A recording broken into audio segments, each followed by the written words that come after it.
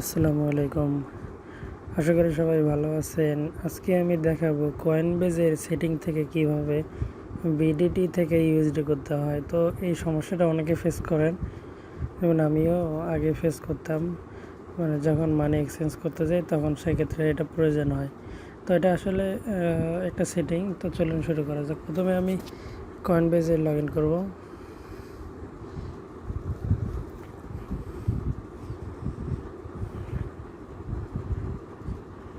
তো কয়েনবেজের এটা আমার ড্যাশবোর্ডে আসার পরে এখানে 3 ডট মেনু আছে, এটাতে ক্লিক করবেন। ক্লিক করার পরে এখানে সেটিং দেখতে পাচ্ছেন, সেটিংয়ে প্রবেশ করব।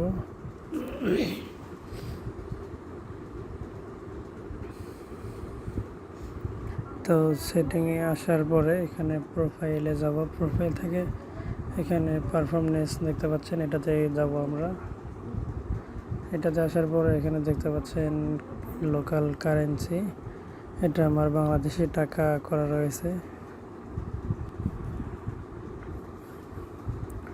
তো এই বাংলাদেশি টাকা থেকে আমরা এটাতে ক্লিক করব। বাংলাদেশি টাকায় ক্লিক করার পরে এখানে $, ইউএসডি এটা আমরা করে দেবো। দেওয়ার পরে অবশ্যই এখানে টাইম জোনটা চেঞ্জ করতে হবে। টাইম জোনটা যাদের এরকম ছিল -08, তো এটা ঢাকা +6 করে দেবেন।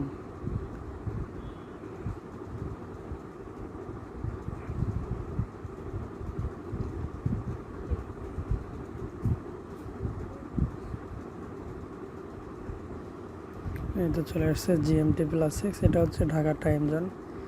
তো টাইম জোনটা সেট করার পরে এখানে জাস্ট সেভে ক্লিক দেবেন। সেভে দেওয়ার পরে আপনার এখানেও সেভে দেবেন, এটা লাগবে না। এখানে দেওয়ার পরে আপনার কারেন্সিটা $, চেঞ্জ হয়ে যাবে।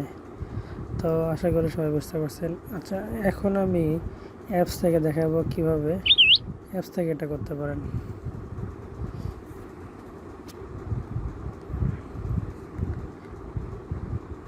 তো অ্যাপস থেকে করার জন্য প্রথমে অ্যাপসে কয়েনবেজে আমরা লগ ইন করবো।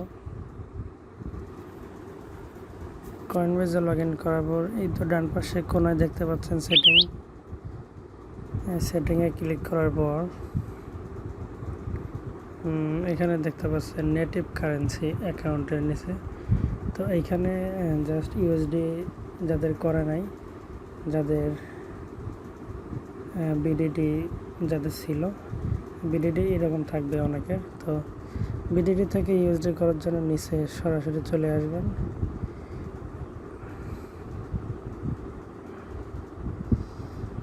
এই তো ইউএসডি সিলেক্ট করে ওকে দিলেই এটা চেঞ্জ হয়ে যাবে। এখন থেকে আপনার ব্যালেন্সটা ইউএসডিতে শো করবে।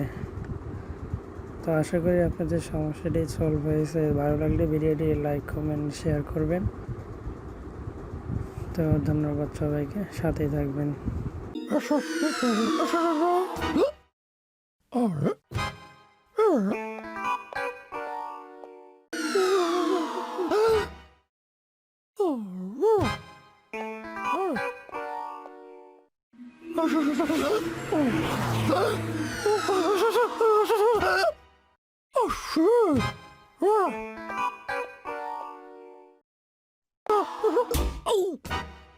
Oh, shit!